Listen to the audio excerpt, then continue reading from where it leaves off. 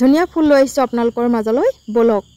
নমস্কাৰ বন্ধু বান্ধৱীসকল, মই আজি এখন নাৰ্চাৰী লৈ আহিছোঁ আৰু সেই নাৰ্চাৰীখনত মই সোমাবলৈ লৈছোঁ। আচলতে সোমাই নিজেই অবাক হৈ গ'লোঁ আৰু ইমানেই যে ফুল কি আছে আপোনালোকক দেখুৱাবলৈ মই গৈ আছোঁ। বলকচোন মই নাৰ্চাৰীখনৰ মাজলৈ যাওঁ। এইফালে এজোপা হ'ল জবা ফুল, দেখিছেনে কি ধুনীয়াকৈ ফুলি আছে। ফুলবোৰ কি কৈ দিয়ক। এইজনী বাইদেউ পলাই আছে নাৰ্চাৰী মালিক। এইটো মনি প্লাণ্ট। অঁ, আৰু এইফালে এইটো এৰিকা পাম। অঁ, আৰু এইফালে নাৰ্চাৰী মালিক বোলে নোলায় আৰু মোক এইবোৰ কৈ আছে। দেখিছেনে কি ধুনীয়াকৈ নাৰ্চাৰী কৰি থৈছে। গোটেই ফুলে ফুল হৈ আছে, মানে ফুলৰ মাজত সোমাই পিনি নিজকে পাহৰি গৈছোঁ। আৰু এইফালে এইবোৰ আজি সকলোবোৰ চেঞ্জ কৰিছে, মানে টাববোৰ বদলি কৰি দিছে। এইবোৰ ধুনীয়া ধুনীয়া ওলমাই থোৱা টাব। আৰু এইফালে এইবিলাক কি, এইবিলাক কৈ দিয়ক। এইটো কি পাহৰিলে নি এইটো? আৰু এইটো কি কৈছিলা এতিয়া মনত আছিলে? এন্থোৰিয়াম। আৰু এইটো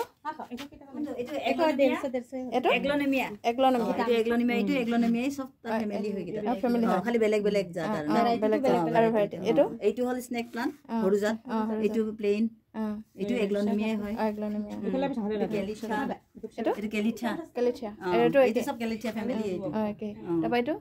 ডাঙৰটো এইটো কিবা কয়, পাহৰি যাওঁ। এইটো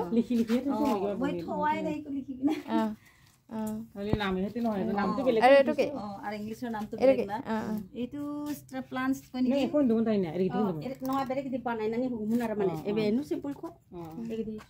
আৰু এইফালে দেখুৱাইছোঁ গোটেই লাইন লাইন ফুলে ফুল। তাৰপিছত না এইটো কি কয়? এইটো এই কাঠ লগাটো ইফবিয়া। আৰু এইটো চকলেটটো এইটো কিবা পাহৰিছে। আৰু এইটো কি? এইটো ড্ৰেচিনা। এইটো বগা ফুল ফুলি আছে যে জাৰবেৰা। এইটো জাৰবেৰা কয়, ড্ৰেচিনা কয়। যতন কৰিব লাগে।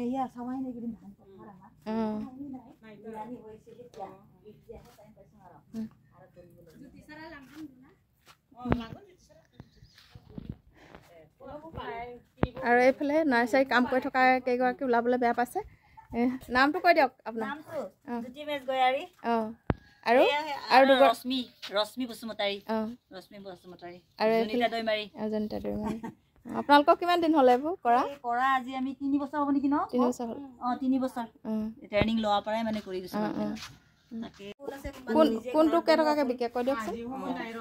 এইটো 200 আৰু হৈ যায়। আৰু এই চব এইটো ডাঙৰ যে চাবলৈ, এইটো ইয়াত 300 মান লয়। আৰু তাৰপৰা এই ডাঙৰকেইটা, এইটো ডাঙৰকেইটা বেলেগে দাম, 200 লয় এইকেইটা।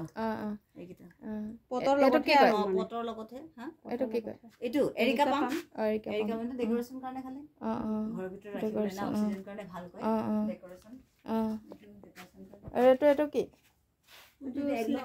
এইটো কিবা কেকটাছ। কেকটাছ এইটো সৰু জাত কেকটাছ, মিনি কেকটাছ।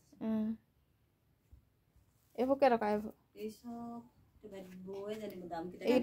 এইকেইটা 50 টকা। স্নেক প্লান্ট 50 টকা।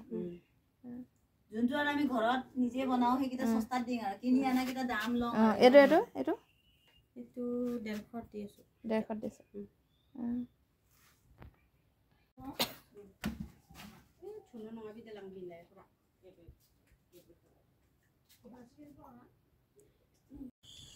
এইখন হৈছে নাৰ্চাৰীৰ ভিতৰখন, আৰু ভিতৰৰ পৰা এতিয়া প্ৰায় বাহিৰতে থৈছে। তেওঁলোকৰ এই ফ্ৰেমটো বনাবলৈ ষ্টেণ্ড বৰ্তমান নাই, বাঁহৰ এনেকৈ থৈছে। আৰু ইয়াৰ পৰা টুকি টুকি আচলতে ফুলৰ টাবসমূহত উঠাই তেওঁলোকে বনায়। আৰু এইখনেই হৈছে তেওঁলোকৰ নাৰ্চাৰীৰ ভিতৰখন। আৰু বহুত এনেকৈ পুলি আচলতে তেওঁলোকে সংৰক্ষণ কৰিছে।